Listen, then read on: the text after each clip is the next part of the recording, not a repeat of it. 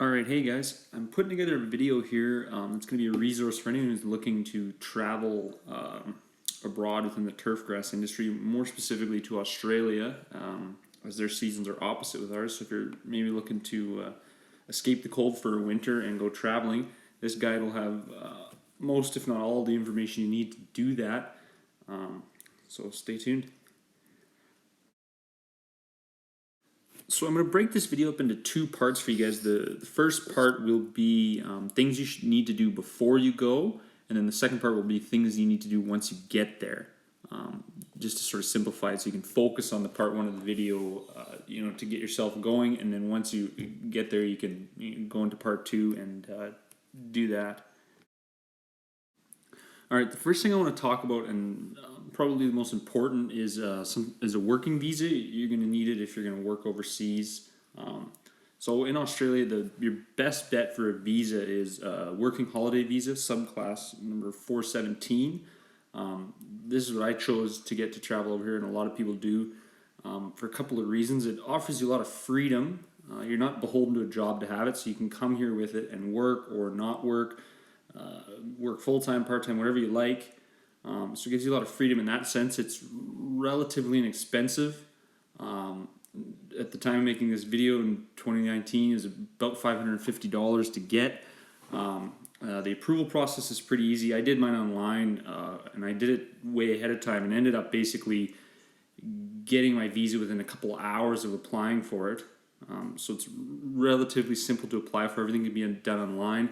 Some of the caveats with this visa are you have to be under 30 to get it, and you have to have $5,000 Australian in order to qualify for it.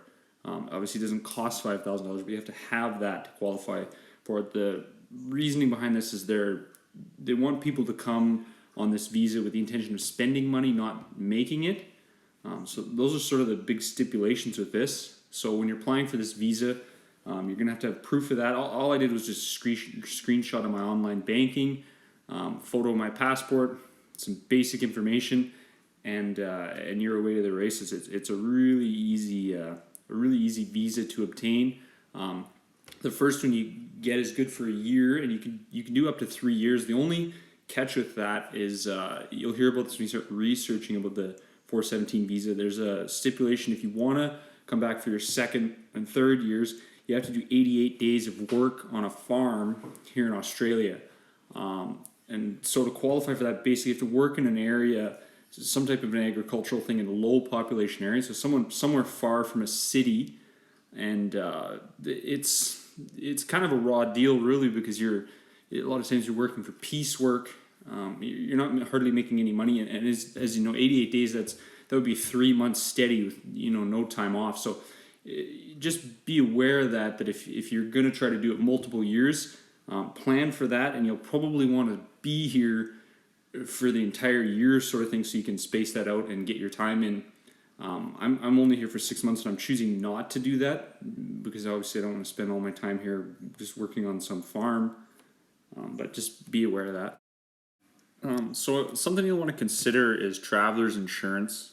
It's one of those things that when you're overseas, if you do happen to get injured or something like that, it can totally ruin your trip and put you in some serious financial stress.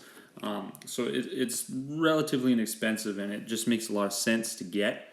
I won't go too much into companies and things like that. You can do the research on your own, but it's definitely something to have before you set sail. So accommodation is something else you're going to want to figure out before you take off, obviously. Personally, I found it one of the more difficult things to try to rent a room or an apartment or any of that sort of thing from such a long distance away. Some things I would recommend to try to suss out and see if you can possibly rent from someone who works at the course.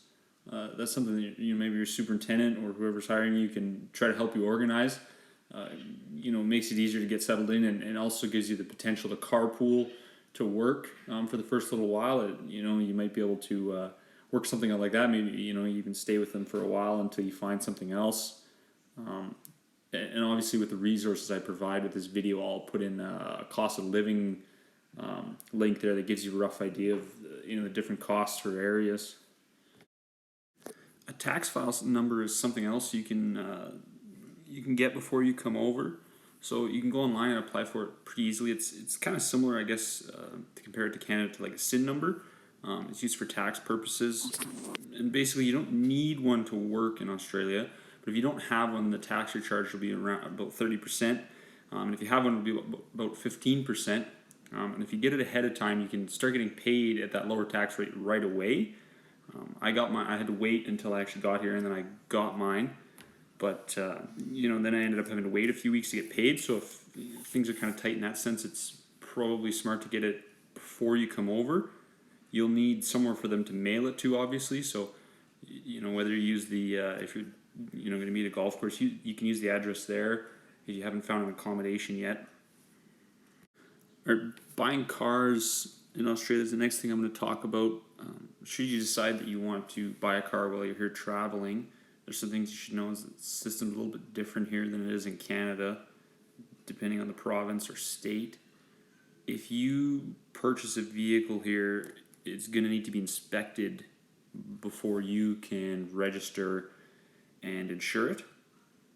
That's something to be mindful of. That if you're looking for some beater, some cars that are a little bit less expensive, to coin the term beater, that it's more than likely that they'll need some work to pass an inspection to get registered.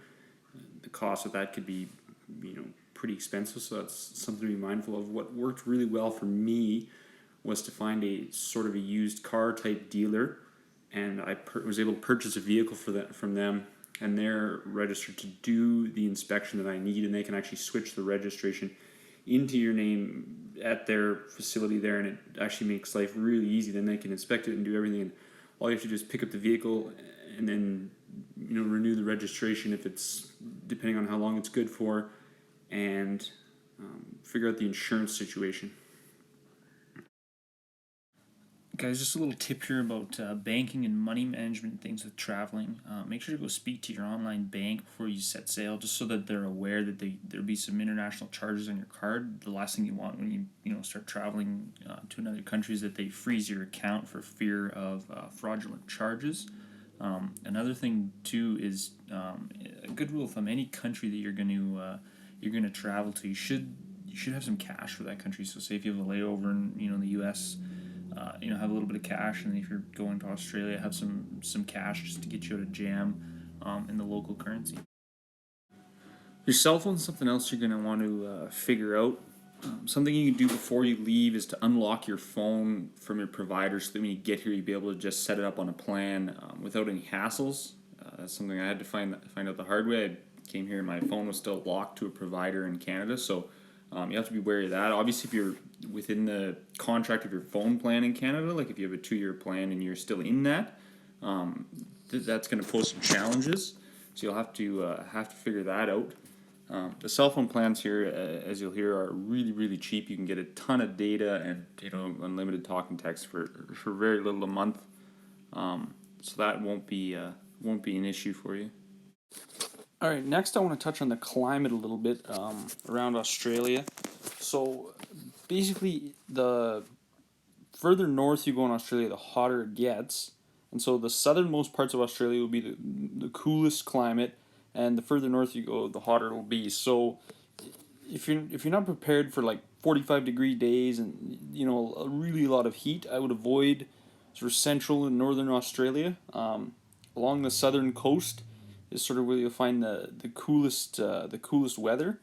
So areas like Melbourne and along the coast in there are you'll get cooler days in the summer. And for someone coming from a more northern climate, will be a lot more reasonable.